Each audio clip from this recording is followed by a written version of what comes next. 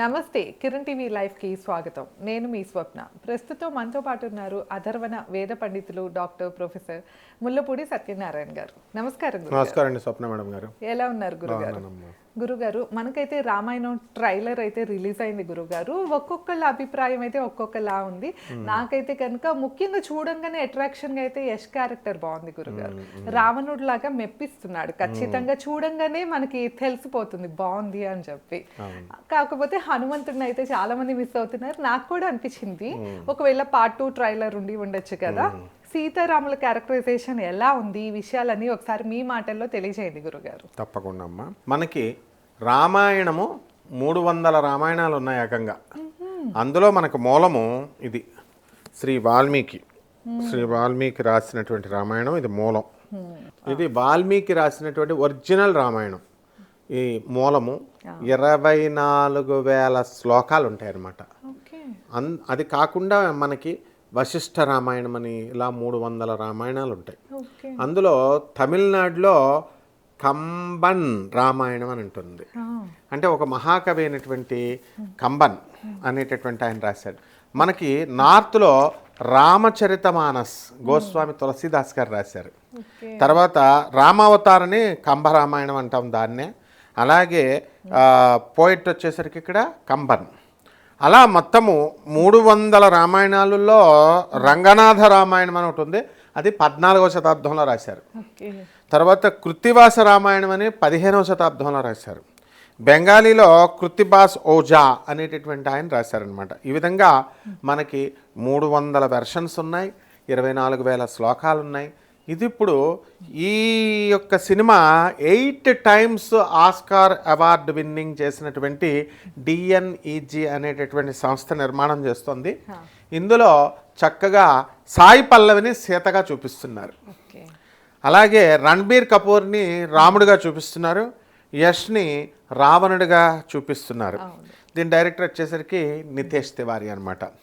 అయితే ఇందులో చక్కగా రావణ బ్రహ్మగా మనకి యష్ 100% సూట్ అయ్యాడు, చాలా యాప్ట్గా ఉన్నాడు అని మొత్తం అప్పుడే టాక్ వచ్చేసింది. అందువలన వేలాది మంది జనం అంతా కూడా ఆయన్ని చూడడానికి డెఫినెట్గా వెళ్తారు. ఇకపోతే రణబీర్ కపూర్ వచ్చేసరికి కొంతవరకు మనకు మహేష్ బాబు మనకు వారణాసి సినిమాలో చూపించాం. అలాగే బాలకృష్ణ గారు చేశారు. పాత సినిమాల్లో మన గురువు గారు అయినటువంటి సీనియర్ ఎన్టీఆర్ గారు చేశారు. ఇక బ్రహ్మాండంగా అది అంత బాగా సూట్ అయ్యారు. రణబీర్ సింగ్ కూడా సూట్ అయ్యాడు. కానీ ఇంకా 80% మరి ఇంకా పెర్ఫార్మెన్స్ అనేటటువంటిది మిగతా చూస్తే 20% 80% సూట్ అయ్యాడు. మిగతా 20% చేసుకుంటూ వెళ్ళిపోతే సరిపోతుంది. అదే ఎందుకంటే అతన్ని ఇప్పటిదాకా మామూలు విడి క్యారెక్టర్స్ లో చూసి ఇప్పుడు ఒకేసారి అలాగే దేవుడిగా యాక్సెప్ట్ చేయాలంటే మనకు కూడా కొంచెం టైం పట్టుద్ది. ఇది ట్రైలరే కనుక చాలా మంది ఓకే యాక్సెప్ట్ చేయలేరు అన్నట్లే అనుకుంటున్నాం. నెక్స్ట్ చూద్దాం వస్తే వేరు కదా. అలాగే ఈ సీతగా యాక్ట్ చేసినటువంటి ఇప్పుడు అంజలిదేవి గారు అప్పుడు యాక్ట్ చేస్తే అంజలిదేవి గారిని మర్చిపోయి సీతమ్మలాగే మనకి ఇన్వాల్వ్ అయిపోయారు. అలాగే ఇక్కడ కూడా మనకి ఈమెని సాయి పల్లవిగా చూస్తున్నాం. ఎందువల్లంటే డిఫరెంట్ షేడ్స్ చేసింది ఆమె. ప్రతి సినిమాలో కూడా కొంటె హీరోయిన్గా చాలా సాంప్రదాయబద్ధమైన హీరోయిన్గా పేరు తెచ్చుకుందామె. ఇంతకుముందు గతంలో స్నేహ గారు చక్కగా ఆ పాత్రని సీతగా వేశారు. ఆమెను ఇప్పుడు మరిపించాలి. ఆమెను డామినేట్ చేసి ఇప్పుడు మహాసాధ్వి అయినటువంటి సీతాదేవిలాగా చాలా ఇన్నోసెంట్ రోల్ అది చాలా చక్కగా చేయాలి. ఇకపోతే మనకి రాముడి యొక్క లక్షణాలను మనం చూసుకున్నప్పుడు మనం రాముడిని ఏమంటాము? మనము ధ్యాయేదాజానుబాహుం ధృతశరధనుషం బద్ధ పద్మాసనస్థం పీతం వాసోపసానం నవకమల దళస్పర్ధి నేత్రం ప్రసన్నం వామాంకారూఢ సీతా ముఖకమల మిలల్లోచనం నేరదాభం నానాలంకార దీప్తం ధతమురు జటామండలం రామచంద్రం. రణబీర్ కపూర్ యొక్క మనం జుట్టు కనుక ముడి వేసుకుంటే మనం మురు జటామండలం అన్నారు. రాముడు ముడి వేసినట్టే ఉంది. ఆ తర్వాత ఆయనకి పాపం తెలుగు ఫ్యాన్స్ తక్కువ కాబట్టి మనం చెప్పేటటువంటి శ్లోకాలన్నీ తెలుగులో ఉన్నాయి కాబట్టి ఆయన అభిమానులు హిందీలో ఉన్నారు కాబట్టి కొంచెం అర్థం అవడం కష్టం వాళ్ళకి. కానీ ఆజానుబాహుడే అతను కూడా లాంగ్ హ్యాండ్స్ ఉన్నటువంటిది మోకాలు దాటి. అలాగే ఆయన కళ్ళు కూడా నవకమల మెలల్లోచనం అన్నారు. ఎవరు ఫ్రెష్గా ఉంటాయి రాముడు కళ్ళు. రణబీర్ సింగ్ గారు కూడా కళ్ళు కూడా మామూలుగా ఎవరు ఫ్రెష్గానే ఉన్నాయి. సో కరెక్ట్ చూసింగే. కానీ ఇప్పుడు రావణాసురుడిని చూసేసరికి ఒక రాక్షసుడిగా చూపించారు జనరల్గా ఇప్పుడు వరకు వచ్చిన రామాయణాల్లో. రావణాసురుడు రాక్షసుడైతే రావణాసురుడి కజిన్ అయినటువంటి కుబేరుడు ఎవరు అవ్వాలి? రాక్షసుడే అవ్వాలి కదా. కుబేరుని రాక్షసుడు అన్నారా? అనలేదు. విభీషణుని రాక్షసుడు అన్నారా? అనలేదు. మరి రావణాసురుడినే రాక్షసుడు అని ఎందుకు అన్నారు అంటే అతను కూడా మనకులాగా మనిషే. ఒక లంకకి రాజు ఆయన. శ్రీరామచంద్రుడు అయోధ్యకు రాజు అంతే. గుణాల వల్ల పులస్త్య బ్రహ్మ మనవడాయన, బ్రహ్మదేవుడు మనవడాయన. బ్రహ్మదేవుల్లో రకాలు ఉన్నారు మళ్ళీ పులస్త్య బ్రహ్మ అని. ఆయన యొక్క సొంత మనవడు బ్రాహ్మడు. కాబట్టి మనుషులే, ఇద్దరు కూడా రాజులే. అయితే బిఫోర్ రావణ ఎవరు, ఈ యొక్క పుస్తకం రాసినప్పుడు వాల్మీకి గారు రాసినప్పుడు బిఫోర్ రావణ ఎవరు, ఆఫ్టర్ రావణ ఎవరు అనేది తెలియాలి. రామాయణం రాయక ముందు శూర్పణఖ ఎంట్రీకి ముందున్న రాముడు ఎవరు? రాక్షసుడు కాదు. ఎందువల్లంటే విభీషణుడు రాక్షసుడు అని అనలేదు. తర్వాత ఈయన్ని మన ఈమె పేరేంటి కుబేరుణ్ణి రాక్షసుడు అని అనలేదు. రావణాసురుడు ఏంటంటే తన యొక్క ఉమెనైజర్ అనమాట. అతను తన యొక్క కుబేరుడు ఆయన యొక్క సోదరుడు. ఆ సోదరుడి యొక్క కొడుకు నలకుబేరుడు. ఆయన భార్య రంభ. మనం ఊరవసి రంభావరసి మేనకంటాం కదా. ఆమె కోడల్ని చెరపట్టడానికి చూశాడు. అంత అందగత్తె రంభ.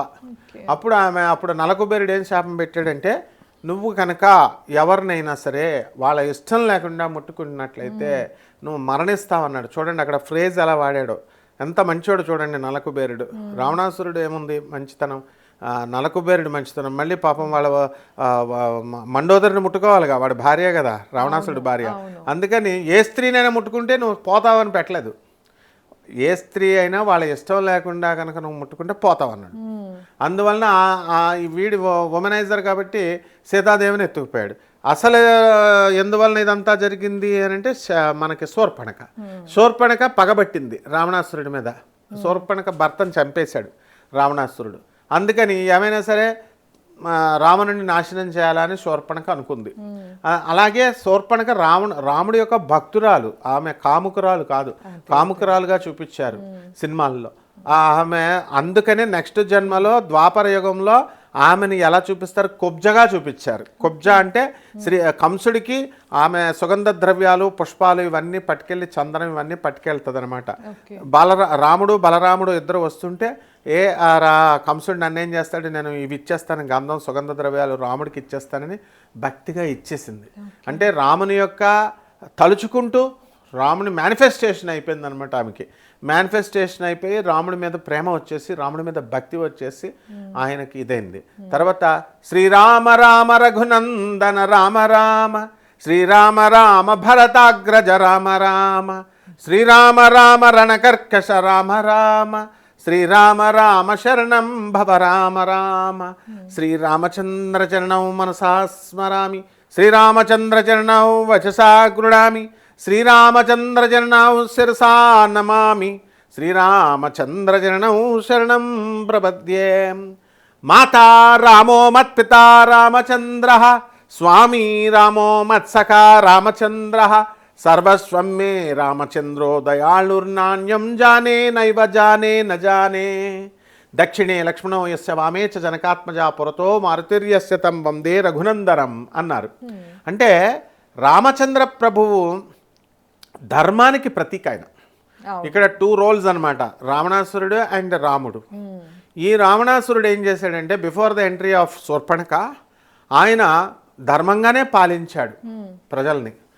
ఆ పవర్స్ త్రిలోకాలు ఎప్పుడైతే జయించాడో అప్పుడు ఆయనకి పొగరు పెరిగింది. పొగరు పెరిగి అహంకారం పెరిగి చెడ్డవాళ్లతో తిరిగినటువంటి కర్ణుడు, భీష్ముడు, కృపాచార్యుడు, అశ్వత్థామ వీళ్ళంతా దుర్యోధనుడు చెడ్డవాళ్లతో తిరిగి ఎలాగైతే వాళ్ళు నాశనం అయిపోయారో ఆ విధంగా రావణాసురుడు కూడా చెడ్డవాళ్లతో తిరిగి చెడ్డవాడయ్యాడు. అతను యాక్చువల్గా మాతృభక్తి పరాయణుడు.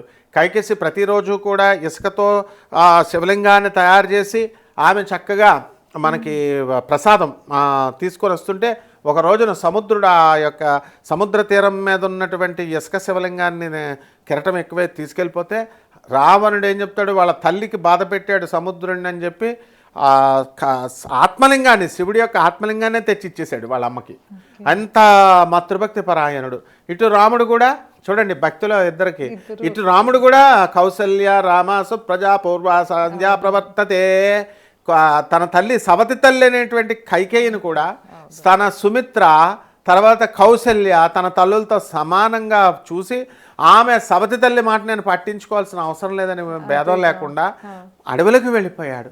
అలాగే శ్రీరామచంద్రుడు ఎంత గొప్పవాడంటే తన సోదరుడైనటువంటి ఈ యొక్క భరత లక్ష్మణ శత్రుఘ్నులందరినీ కూడా సమానంగా ప్రేమించాడు. అలాగే భరతుడు కూడా ఏం చేశాడు, ఈయన రామచంద్రుడికి వనవాసం ఇప్పిస్తే రామా నీ చెప్పులు ఇచ్చేయి తండ్రి, నువ్వు అన్నగారివి, నీ చెప్పుల్ని సింహాసనం మీద పెడతాను అని చెప్పి నీ చెప్పులు పరిపాలిస్తా ఈ అయోధ్యని అని చెప్పి తీసుకెళ్ళిపోతే మన క్రిటిక్స్ అందరూ కూడా ఏమంటారంటే రాముడికి చెప్పుడు కూడా లేకుండా భరతుడు లాగేసుకున్నాడు అని అంటారు. అలాగే విశ్వనాథ సత్యనారాయణ గారు రామాయణ కల్పవృక్షం అనే పుస్తకం రాస్తే దానికి విరుగుడుగా యాంటీగా మన రంగనాయకమ్మ గారు ఆవిడేం రాసింది, రామాయణ కల్పవృక్షం పని రామాయణ విషవృక్షంగా రాసింది. అంటే ఒక రాజు ఎన్నడూ కూడా ప్రజలకి డెమోక్రసీని ఇవ్వలేడు, స్వేచ్ఛనివ్వలేడు, లిబరలైజ్డ్గా పాలించలేడు అని చెప్పి ఏదో రాసేసింది. తర్వాత పశ్చాత్తాపడింది అనుకోండి. అయితే శ్రీరామచంద్రుడి దగ్గర ఇక్కడ ఈయన కూడా మాతృభక్తి పరాయణుడు, అలాగే పితృభక్తి పరాయణుడు, తండ్రి మాట జబదాటలేదు. అలాగే రాముడిది 14 వంశాల తర్వాత వచ్చినటువంటి వంశం. ఆ వంశంలో ప్రముఖులు ఎవర్రా అంటే అజమహారాజు, ఆ తర్వాత అంతకుముందు దశరథుడికి తండ్రి అజమహారాజు, అంబరీషుడు, ఆ తర్వాత మళ్ళీ 14వ తరం అలివైపోతే రఘు మహారాజుతో స్టార్ట్ అయింది. సగరుడు, వీళ్ళంతా కూడా ఈ యొక్క రఘువంశంలోనే పుట్టారు. ఎప్పుడైతే మనకి ఈ భూమిని ఆకాశం నుంచి భూమికి తీసుకొచ్చినటువంటి భగీరథుడు కూడా మనకి ఈ యొక్క వంశస్థుడే అనమాట. అంత గొప్ప చరిత్ర ఉన్నటువంటి రఘుకుల రాముడు ఆయన సోదరుల్ని అంత బాగా చూసుకున్నాడు. కానీ ఆధునిక కాలంలో చూస్తే ఈ రాముడిని విమర్శించేటటువంటి వాళ్ళు గుండెల మీద చెయ్యేసుకుని ఒకటి అడగాలి, వాళ్ళందరూ పరీక్షించుకోవాలి. ఏంటంటే వాళ్ళు ఎక్కడైనా వాళ్ళ నాన్న మాట వింటున్నారా? తండ్రి ఆస్తి లేకపోతే తిండే పెట్టట్లేదు, ఓల్డేజ్ హోమ్లో జాయిన్ చేసేస్తున్నారు.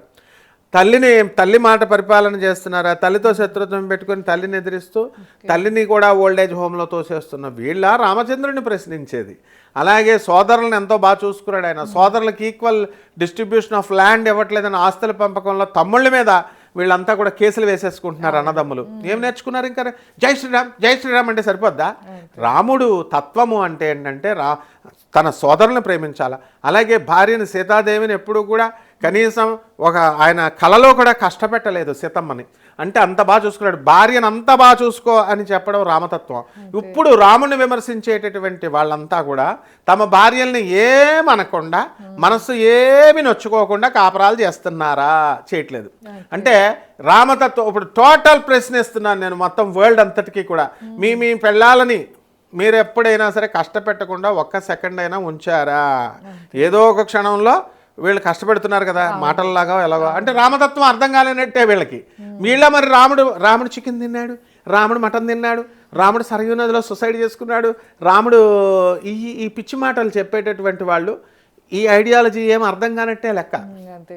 అలాగే శ్రీకృష్ణుడు కూడా ఆయన ప్రతి మనిషిలో కూడా నాయన మీరు ప్రేమను పెంచుకోండి, ద్వేషాలు పెంచుకోవద్దు, ద్వేషాల వల్ల యుద్ధాలు జరుగుతాయి, నీ ఎదుగుదల పోతుంది, అతని ఎదుగుదల పోతుంది. అందుకని లావ్ అని ప్రేమతత్వాన్ని ఉపదేశించేశాడు. నేను ప్రేమ గురువుని అయిపోయాను.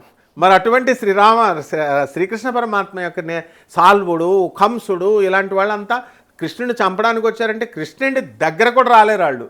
అక్కడ అర్థం ఏమిటంటే కృష్ణుడిని చంపడం అంటే కృష్ణుడు అందరినీ ప్రేమతత్వం బోధిస్తే వీళ్ళు వచ్చి నో ప్రేమ నువ్వే గొప్ప, మీ అన్నయ్య కాదు, మీ చెల్లెలు కాదు అని ఇలా పొలాలు పెట్టడాన్ని దీన్ని అంటారన్నమాట వీళ్ళు వచ్చేది. అంతేగాని ఏదో రాక్షసులు వచ్చేసి యుద్ధం చేసేసి రాముడితో యుద్ధం జరిగింది అది కాదు. అందుకనే అవర్ ట్రూత్ అవర్ హిస్టరీ అని పాలసీతో ఈ సినిమా తీస్తున్నారు. కాబట్టి ఈ సినిమా తీసేవాళ్ళు కేవలం సినిమాటిక్స్గా ఏదో కథల్ని వక్రీకరించేసి ఆదిపురుషులో అసలు రాముడు పోలికలే లేవు అందులో. ప్రభాస్ చేస్తే రావణాసురుడు, ఆంజనేయ స్వామి అయితే ఎలాగో అసలు ఆంజనేయ స్వామిలాగే తీయలేదు. దాంట్లో గ్రాఫిక్స్ ఎక్కువ. సినిమా తీసేటప్పుడు ఎప్పుడు రామాయణాలు ఇలాంటివి తీసినప్పుడు ఒళ్ళు దగ్గర పెట్టుకొని తీయాలా. వీళ్ళు ఆ సినిమా చూసి బయటకు రాగానే అరే సినిమాటిక్స్ గురించి ఈ గ్రాఫిక్స్ గురించి మాట్లాడుకోకూడదు, భక్తి పార్వశ్యంలో ఊగిపోవాలి. అలా చేయగలిగినటువంటి ఒకే ఒక్క మనగాడు మన గురుదేవులైనటువంటి సీనియర్ ఎన్టీ రామారావు గారు. ఆయన సినిమా చూస్తే ఇంకా రాముడే, ఇంకా ఆయన ఇంకా మనం బయటకు వచ్చిన తర్వాత ఇంకా అసలు ఏం మాట్లాడడం. ఇప్పుడు ఎడిటింగ్ గురించి గ్రాఫిక్స్ గురించి ఆలోచించే విధంగా కాకుండా భక్తితో నింపేసే విధంగా ఈ సినిమాని తీయగలిగితే 100 రోజులు ఆడుతుంది. తర్వాత ట్రైలరే కదా వచ్చింది, సో మనకి మూవీ చూస్తే ఇంకొంచెం బాగా తెలుస్తుంది గురుగారు. ఎందుకంటే గతంలో అప్పుడు సావిత్రి మూవీ, మహానటి మూవీ వచ్చినప్పుడు కూడా సేమ్ సావిత్రి క్యారెక్టర్ కి కీర్తి సురేష్ గారు సెట్ అవ్వలేదు, అసలు సెట్ అవుతారా అని ముందు జమున గారు కానీ ఇలా చాలా మంది మాట్లాడారు అన్నారు.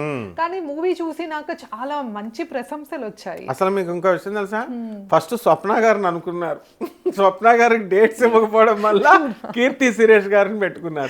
అలా రాముడికమ్మా మనము ఈమె మన హీరోయిన్ అయినటువంటి సాయి పల్లవి గారు తన రోల్ ని ఆమె ఏమనుకోవాలంటే సాయి పల్లవి గారు కనబడకూడదు, సీతాదేవి కనబడాలి. అంటే సాయి పల్లవిని అందరూ యూత్కి ఐకాన్ కదా, ఆమె యూత్కి హీరోయిన్. అందువలన అందరూ కూడా సాయి పల్లవిని కొంటి హీరోయిన్గా, ఒక సాంప్రదాయబద్ధమైన హీరోయిన్గా చూస్తూ వచ్చారు. ఆ షేడ్ పోయి సీతమ్మ కనబడాలి. ఆ మూవీ అయిపోయేపాటికి మనకి ఆ ఫీల్ వచ్చే అలా మెప్పిస్తారో ఇవైతే మనకి మూవీ చూస్తేనే అర్థం. ఎగ్జాక్ట్లీ. తర్వాత 100 డబ్బులు ఎక్కువ పెట్టేస్తున్నారు వీళ్ళు టికెట్లు. అలా పెట్టకూడదు, వీళ్ళు తగ్గించి టోటల్ ఫ్యామిలీలు వచ్చి చూసేటట్లు చేయాలి. ఇలాంటివి పిల్లలకి కూడా చాలా తెలియాలి. పురాణాలు గాని ఇతిహాసాలు అన్ని వాళ్ళకి తెలిస్తే అసలు ఓకే ఒక ఫ్యామిలీ అంటే ఏంటి, అసలు అమ్మా నాన్న కోసం పిల్లలు ఏం చేస్తారు అన్నది ఈ కాలంలో పిల్లలకి అసలు తెలియదు. సో రాముడిని చూసినా సీతమ్మని చూసినా ఇవన్నీ విషయాలు మన పిల్లలు కూడా నేర్చుకుంటారు. ముందు తరాల వాళ్ళకి మన చరిత్రని, మన హెరిటేజ్ ని మనం అందించడం కోసం ఈ సినిమా ఒక ప్రాతిపదికగా ఉండాలి. అందువలన చాలా జాగ్రత్తలతో తీస్తే తప్పకుండా అవర్ ట్రూత్ అవర్ హిస్టరీ అని లోగోస్ పెట్టారు కాబట్టి డెఫినెట్గా రామ బాన్ టు ప్రొటెక్ట్ అని పెట్టారు. అలాగే చాలా డీసెంట్ హీరోయిన్ అయినటువంటి సాయి పల్లవి మీద ఈ పిక్చర్ అంతా ఆధారపడి ఉంది. యష్ అంటే ఫ్యాన్స్ చాలామంది ఉన్నారు. మరి రావణుడిగా సూపర్గా సెట్ అయిపోయాడు. ఇక రణబీర్ కపూర్ గారు కూడా పోటాపోటీగా యాక్ట్ చేసి మరి చక్కగా నితేష్ తివారీ గారు డైరెక్టర్ గారు మంచిగా జాగ్రత్తలు తీసుకుంటే బ్రహ్మాండంగా ఉంటుందమ్మా. తప్పకుండా గురుగారు. సో విన్నారు కదా, ముఖ్యంగా అసలు రామాయణం గురించి అయితే మనకి గురుగారు ఎన్నో విషయాలు చాలా బాగా మనకి అందరికీ తెలియజేశారు. సో తప్పకుండా ఈ మూవీ ఎలా ఉంటుందో అయితే మనం వచ్చినాక మళ్ళీ ఇంకొకసారి మాట్లాడుకుందాం. ధన్యవాదాలు గురు. ధన్యవాదాలమ్మా.